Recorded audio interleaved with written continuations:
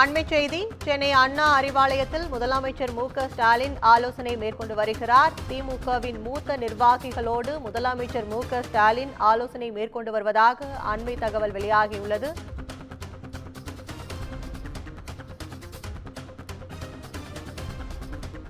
சென்னை அண்ணா அறிவாலயத்தில் முதலமைச்சர் ஸ்டாலின் ஆலோசனை மேற்கொண்டு வருகிறார்.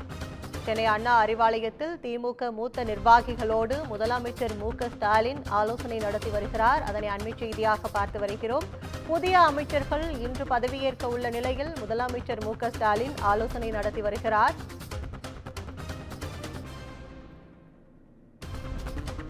சென்னை அண்ணா அறிவாலயத்தில் முதலமைச்சர் ஸ்டாலின் ஆலோசனை நடத்தி வருகிறார். கூடுதல் விவரங்களை செய்தியாளர் சிவகுமார் வழங்க கேட்கலாம்.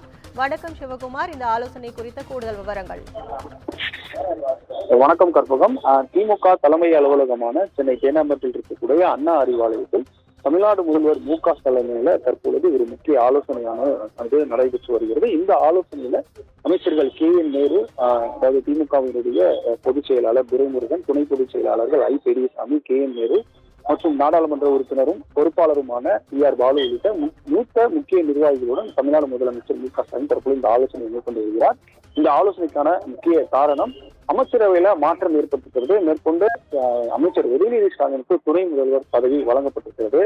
இது குறித்தான ஒரு முக்கிய ஆலோசனையானது தற்பொழுது நடைபெற்று வருகிறது. இந்த முக்கிய ஆலோசனையின்படி அமைச்சர்களுக்கு எந்த இலாக்கா வழங்கப்படுவது என்று அறிவிக்கப்பட்டிருந்திருக்கக்கூடிய நிலையில அமைச்சர்களுக்கான இலாக்கா ஒதுக்குவது குறித்தான ஒரு ஆலோசனையும் மேற்கொள்ளப்பட்டிருக்கிறது.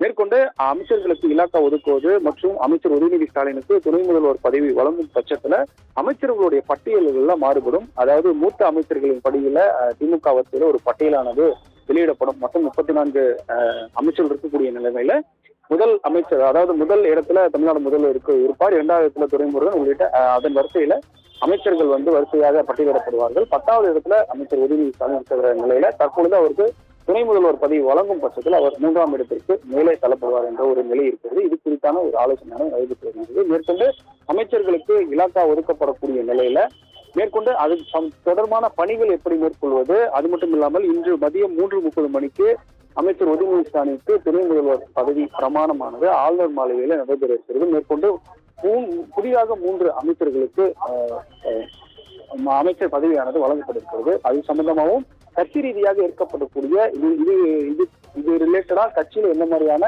ஒரு விஷயங்களை மேற்கொள்ளப்படும் அப்படின்ற சம்பந்தமாகவும் இந்த ஆலோசனை கூட்டத்தில் ஈடுபட இருக்கிறார் அமைச்சர் தற்பொழுது. அதாவது தமிழ்நாடு முதல்வர் ஸ்டாலின் தற்பொழுது இந்த ஆலோசனை ஈடுபட்டு வருகிறது.